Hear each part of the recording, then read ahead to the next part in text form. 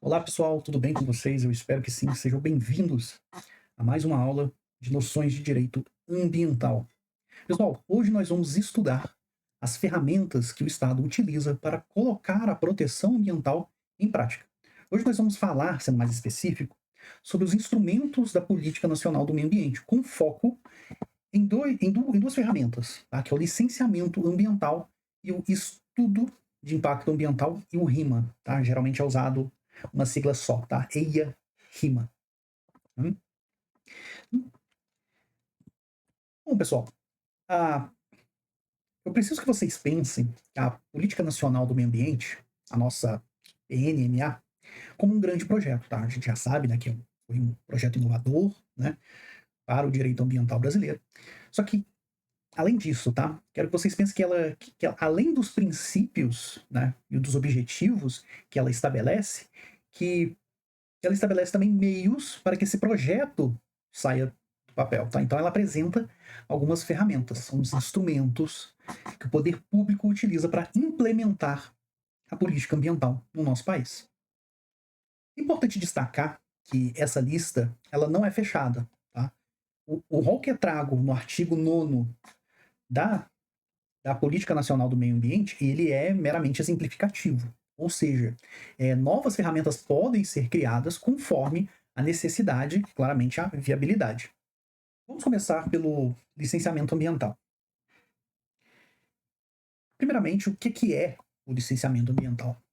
De forma bem direta, o licenciamento ambiental nada mais é do que o procedimento administrativo, ou seja, ela é um processo formal que ele é conduzido pelo órgão ambiental competente, com o objetivo de autorizar e controlar a localização, a instalação e a operação das atividades que usam os recursos naturais ou que podem, de alguma forma, poluir o meio ambiente. Então, o fundamento para a exigência do licenciamento ambiental ele é constitucional. E o ponto interessante aqui sobre a natureza jurídica dessa licença, do licenciamento, é que ela não é um ato totalmente rígido. O gestor público ele tem uma certa margem de decisão, né? Há uma discricionalidade técnica. Então ele pode analisar os recursos, né, os estudos complexos, como o estudo de impacto ambiental, que lá irão apresentar os riscos e os benefícios, para que ele possa decidir ou não se concede a licença. Ocorre que esse procedimento do licenciamento ambiental ele não acontece de uma vez só. Ele é dividido em 3 fases. A gente chama do rito trifásio. Tá? Então, além do licenciamento ambiental como um todo, ele é um conjunto de 3 licenças diferentes. A primeira a gente chama ela de licença prévia. Ela ocorre lá na fase de planejamento do projeto e ela tem a função de dizer se aquela atividade ambiental ela é viável, se ela pode ser feita naquele local, e se há necessidade de algo a mais.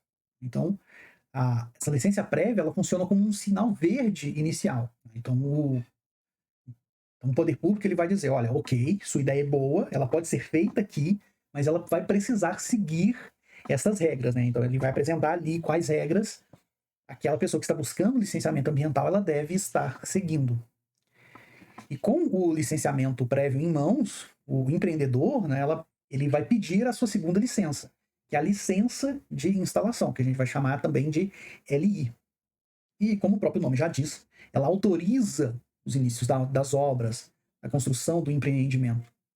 Lógico que sempre de acordo com o que foi aprovado na fase anterior. Tá? Então o empreendedor ele não pode nem fazer menos e nem fazer mais. Claro que dependendo se esse a mais ele for mais benéfico, tá? Então, geralmente ele não pode fazer a menor. Nem extrapolar. O caso aqui se ele chegar a extrapolar, tem que ser algo que beneficie o meio ambiente, não que beneficie ele somente, tá? Então, e aí nós entramos na terceira etapa, que é a licença de operação. A gente chama de LO. É ela que autoriza o início do funcionamento da atividade.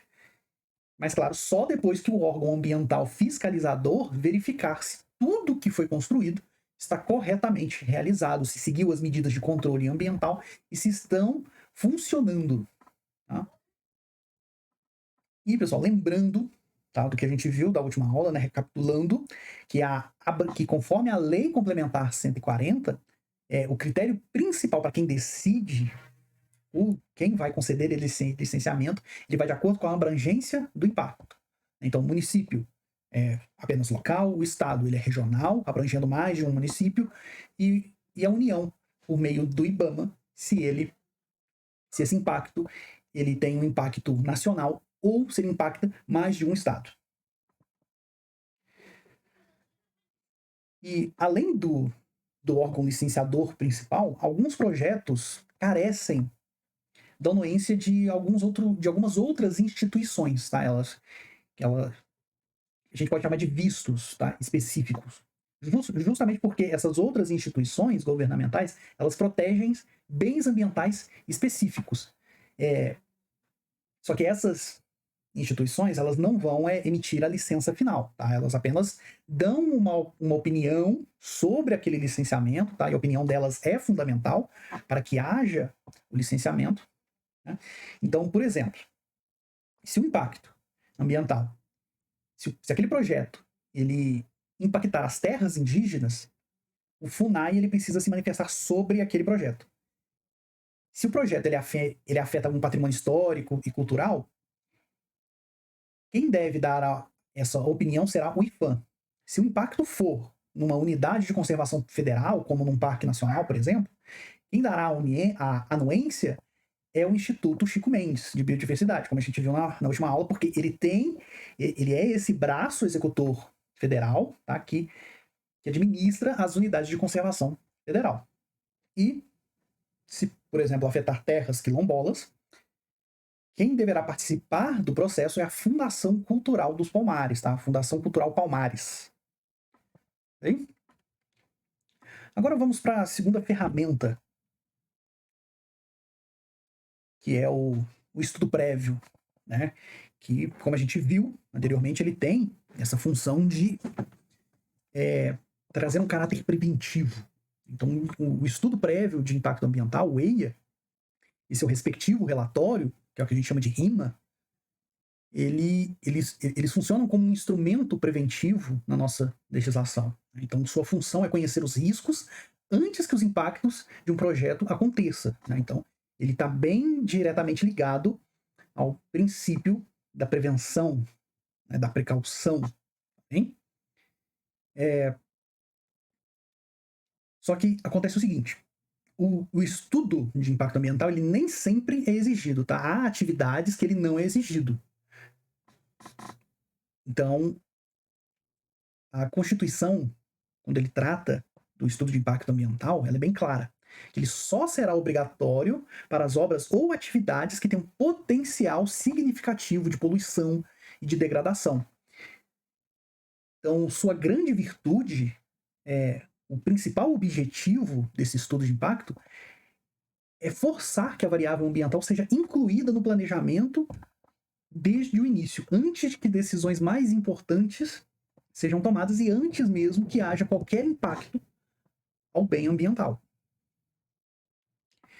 E é muito comum ouvir, pessoal, que a sigla EIA, RIMA, seja uma coisa só, sendo que, na verdade, eles são dois documentos totalmente diferentes para públicos e finalidades diferentes.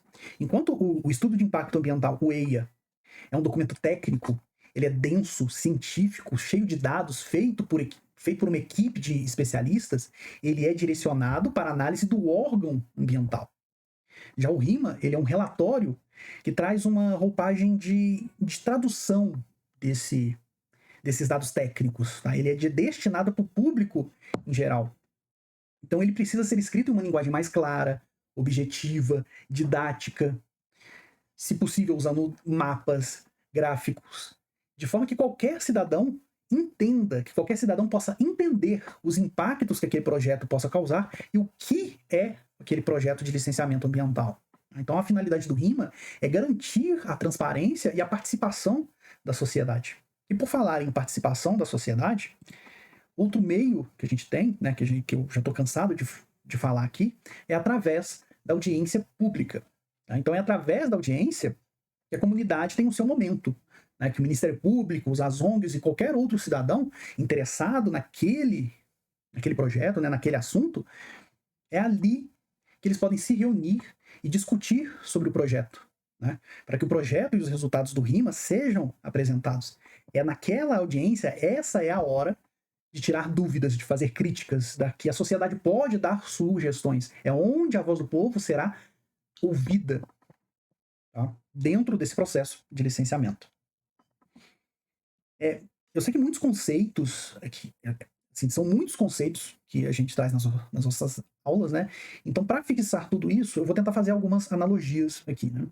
Então, vamos imaginar que um certo empreendimento, no caso, vamos pensar numa construção de uma ponte sobre um rio, é necessário o licenciamento ambiental.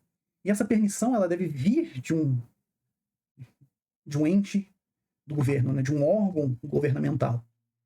Tá? Seja ele, claro, lembrando, né? Se essa ponte tiver afetar somente o município, será município. Se afetar 2 municípios, será um licenciamento estadual. E se afetar 2 estados, deverá ser pelo IBAMA. Esse licenciamento terá que ser realizado pelo IBAMA porque afeta 2 estados da federação. Então, para que essa ponte possa ser construída, ela vai ter que passar por 3 etapas, né? O licenciamento prévio, onde será dito se aquela ponte é viável, a LI, onde se autoriza o início da obra, e a LO, onde há permissão para o uso daquela ponte, né? Para o tráfego naquela ponte. Além disso, nós temos, dentro desse processo do licenciamento ambiental, nós temos o estudo de impacto ambiental, que é o projeto técnico detalhado daquela ponte, onde terá um documento enorme, né, feito por engenheiros, biólogos, sociólogos, onde ali será analisado tudo, né? O efeito que será causado no rio, nas margens, na fauna, na flora, naquela comunidade, se aquela ponte irá adentrar em terras indígenas, em terras quilombolas. Então, tudo isso será analisado e, se for necessário a utilização de terras indígenas, quilombolas, né, os órgãos competentes sobre aquele assunto, sobre aquele bem protegido, deverão dar uma opinião. E essa opinião, ela é fundamental, certo? Após o estudo de impacto ambiental, há o RIMA, há a elaboração do RIMA, que é a tradução dessa linguagem técnica para uma linguagem mais simples, para que ele possa ser distribuído para a população.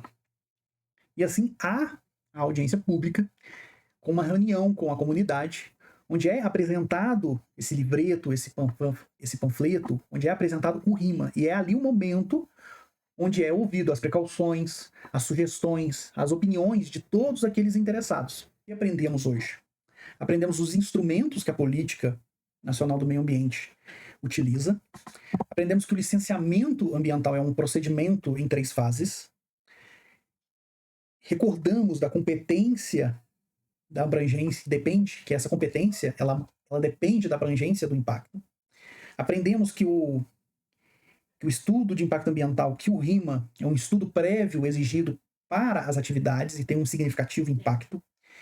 Aprendemos também que o estudo de impacto ele é técnico e o RIMA ele tem um caráter didático, público, ele tem a ver com o princípio da transparência e da informação. E também aprendemos sobre a participação social através da audiência pública e que ela é essencial para esse processo. Bom, pessoal, espero que sobre esse assunto tenha ficado claro. Espero também que tenham gostado. E qualquer dúvida, deixem lá no fórum, por favor. E ficamos por aqui. Muito obrigado. Valeu. E, claro, até a próxima aula.